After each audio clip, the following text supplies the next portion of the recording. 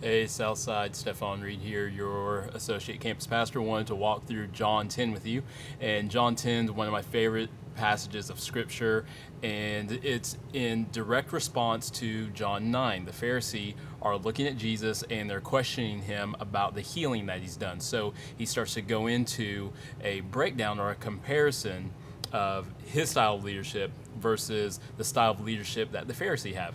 And it all comes to kind of an accumulation at a point where he talks about belief in him as the Christ, and what happens if you do, what happens if you don't. So let's take a look at John 10, verse 25. Basically, the Jews are questioning him. The Jews gathered around him saying, "How long will you keep us in suspense? If you are the Christ, tell us plainly." Jesus answered, "I did tell you, but you do not believe. The miracles I do in my Father's name speak for me, but you do not believe because you are not my sheep. My sheep listen to my voice.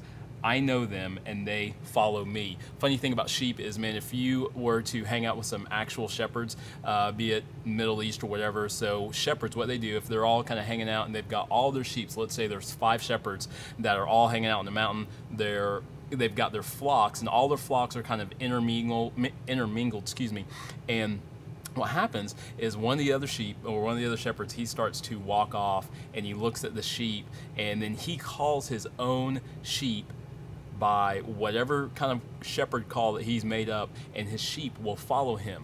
Not any of the other sheep, just his, because they know his voice so well. So what Jesus is saying is, I know my sheep so intimately that whenever I talk, man, they listen and they follow immediately.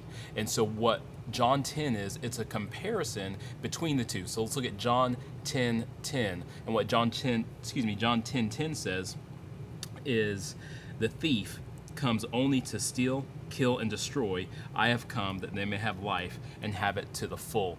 And a lot of people think Jesus is talking about about Satan in this verse.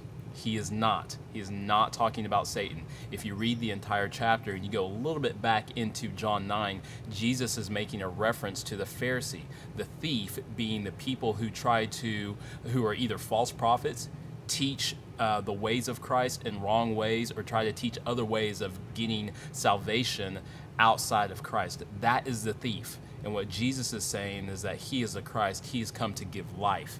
And so Jesus' style of leadership, or the way he shepherds us, brings life. And the Pharisee and what they do, or any other teacher who does anything outside of Christ, brings death. And you see this in the example of John 10, how towards the end of the book, how Jesus says, "I am the Christ, the Father and I are one." And the Jews, they don't believe him. They think he's full of blasphemy, basically, and they want to stone him, which is hilarious. They basically want to kill him. That's the death that they bring. Jesus brings life. And so my question to everyone would be this: where in your life do you need to hear Christ's voice and follow him completely?